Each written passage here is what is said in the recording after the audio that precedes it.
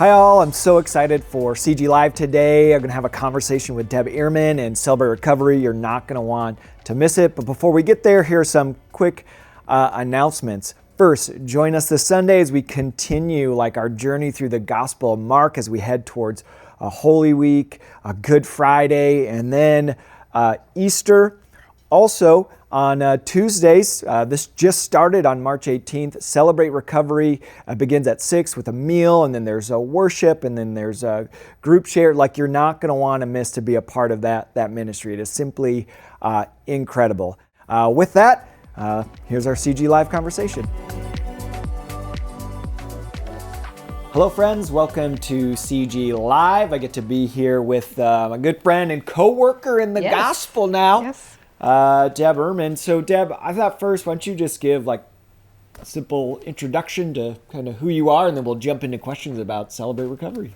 Okay. Well, my name is Deb Ehrman, and I'm Deacon Steve's wife. We got married 4 years ago, almost 4 years ago. So I'm at CG now for almost 4 years. So. Yeah, and you jumped in two feet in the deep end. I did. You have a lot of different areas that you're a part of.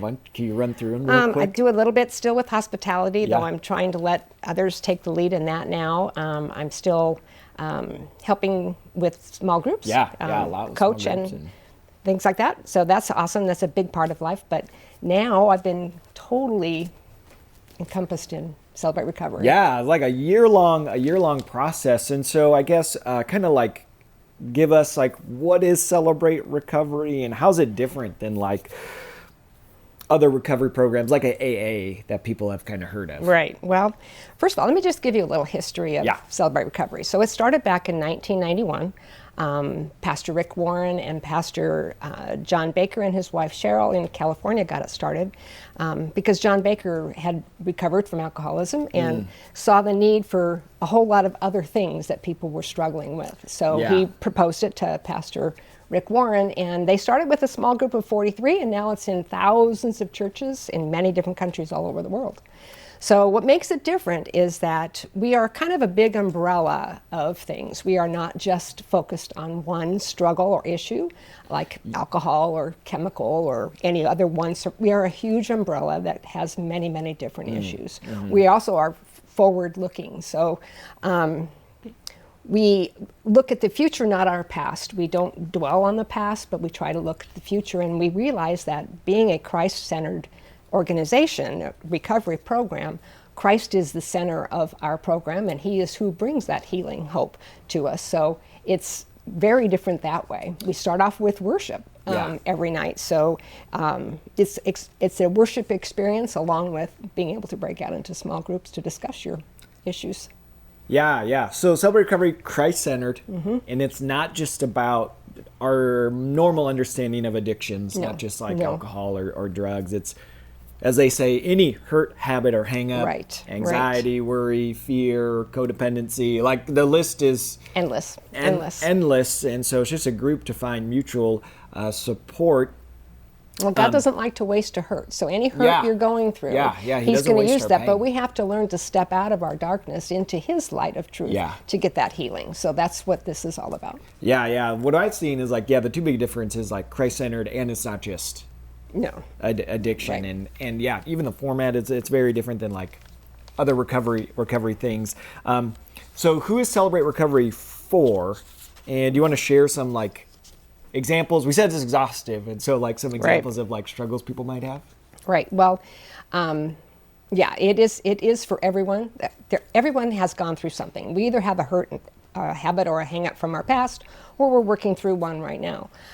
We like to put on this little facade that everything's fine and it's all good. We're the Facebook people, where everything's good. But like Rick Warren says, there's two kinds of people: ones who are in recovery and ones that should be.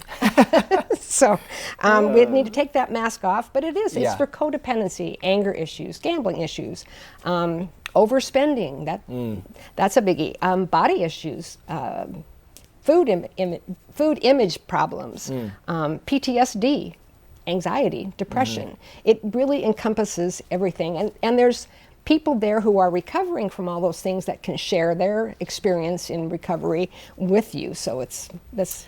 unique. Yeah, I think one of the traps we often fall in, whatever our like hang up might be, whether it's fear or worry or like addicted to our phone or gambling or whatever, we think we're the only one.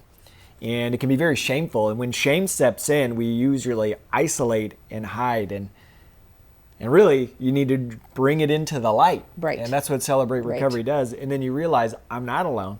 And then you have other people to like walk alongside you. Exactly. So, because as Scripture says, we're not called to bear our burdens alone. Right. We're actually called to like bear them together. So, Deb, for someone who might feel hesitant or nervous about coming to Celebrate Recovery, what would you say to like encourage them to like just take that next step, just to come check it out? Well, it's hard. It's hard to admit that you have a problem. It's hard to admit that you've been hurt in the past or that you're being hurt now.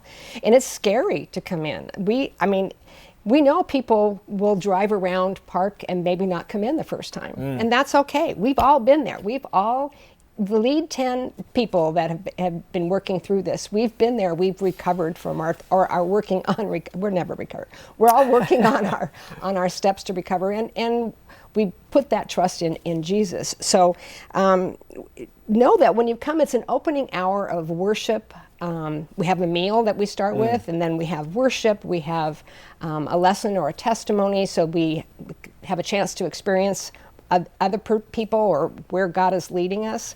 Then we have a time to celebrate milestones that we've all been through. And then we end in prayer. After that, there's a time for open share where you can, if you want to, break into small groups of like interests, men's over here, women's over here, but like issues, so that you can experience and hear and grow from other people's struggles, and you then start to feel it is a very safe place, so you'll feel comfortable being able to share. And that's when you really feel a healing, is when you can open up enough to share with someone else. Yeah. So last Tuesday, March 11th, we got to go to, it was like a soft launch, so it wasn't like official as it was, on the 18th, but it was a really incredible experience, like sharing a meal, and then Joy and I didn't have to cook dinner for our kids. It was sloppy joes. It was delicious. But then the worship was incredible. And then it was very clear guidance. Like the leaders knew what they were doing. They're very clear about confidentiality, the safety, how things run, and like what's expected of us and them. And so it was really quite an incredible experience. And so when you walk in, it is a very safe, welcoming, warm, loving, and you'll know what to do because you'll be guided. But I guess maybe next steps would be, Deb, I thought it was interesting, like you might show up but not even come in. And so maybe if that's you, maybe like your next step is just show up to the parking lot. Right. Take that little step. You don't even need to come in. And then maybe go home, and then maybe that next week you show up for the dinner. Right. And then you go home, and then maybe the next week it's you show up for dinner and worship. Yeah, and so kind of like tiptoe your way in. Exactly. It's at your own pace. We're there to help you. We are a family of wounded people, right? So we're there to help you encourage and support and help. Yeah. But it's at your own pace. And I'm glad you mentioned childcare, because I forgot to do that. Yeah. So we do offer free childcare. So it is a way for... Take down any barriers so that Try to make it easy as possible. Yeah. Dinners provided for my family and childcare. So those are big barriers. Yes. For everybody. Dad with little kids. So that is incredibly helpful. So how do you see God using Celebrate Recovery to transform lives at Christ Greenfield? It's been a long process getting this started. We all started, the lead team started about a year ago. Yeah. We've met every week. That is a we've worked ourselves through our recovery. We've gone through the step study, and we've come up around a lot of barriers and closed doors, but God has always been there to open them. He's answered more things than we could possibly have even fathomed. So we know He's centered this Christ Greenfield. He's put this Celebrate Recovery at Christ Greenfield because He's got big plans there. Yeah. Not only for the church, but for the school and the community. what I see, it almost gives me goosebumps when I see the increased spiritual growth in people who are going through it, and our team included, and their faith walk has just gotten so strong. We even have 2 people on our team that are thinking about going on to seminary. So it is amazing. But that's what Christ does, right? He reshapes our life. So he has reshaped the 10 of us, and I'm anxious to see how he'll reshape everybody that comes. People will come. People will come, and he will do his magic, and he will do his work. And lives will be changed. We'll all experience God's healing power. And we hear that on the testimony nights. We witness people give their testimonies, and it's empowering. It's humbling, really and it's it's really awesome. So I hope people will come and see what we're all about. Yeah. I mean, Jesus is really, he's always on the move, but seems to be really on the move through CR. And it is an incredible experience to see him change other people's lives. It is so inspiring and empowering and joy-filled and and feeling within yourself the change. Now, so I'm recovering from codependency and control issues. Control can still be an issue for me, but I'm working on it. So, but continually asking Jesus to come into my life and letting him have my life and work me through this has been an incredible journey.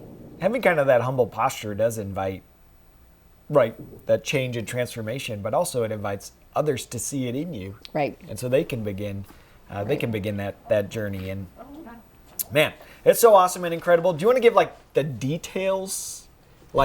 When does CR meet at Christ Greenfield? So we meet every Tuesday evening. 6 o'clock is dinner. We have just a short window to eat dinner, but we'll start our worship at 6:30. That's after about 20 minutes, really, of worship. We'll start with announcements, and then there'll either be a testimony or a lesson for the evening. And that's followed by prayer, celebration of our milestones, and then prayer. And then we'll break into open share groups. Right now we have 2 women's and 2 men's groups, and that'll grow as the need be. And then at the end of the evening, we have what's called Solid Rock Cafe, which is just fellowship time, sweets, treats, savory treats as well, and coffee, lemonade, water, and just a time to get to know each other a little better and have some fellowship with each other. Yeah. Oh man, that's so good. And so Christ Greenfield, Tuesday nights, come check it out, be a part of it, see what Jesus is doing through that ministry, but then also in and through you. Deb, thank you so much for joining me on this thank you for conversation. Your support. Yeah, we're so excited to see what God is up to. You guys have a wonderful, wonderful week, and hopefully we'll see you not only at Sunday worship, but at CR. Have a great day.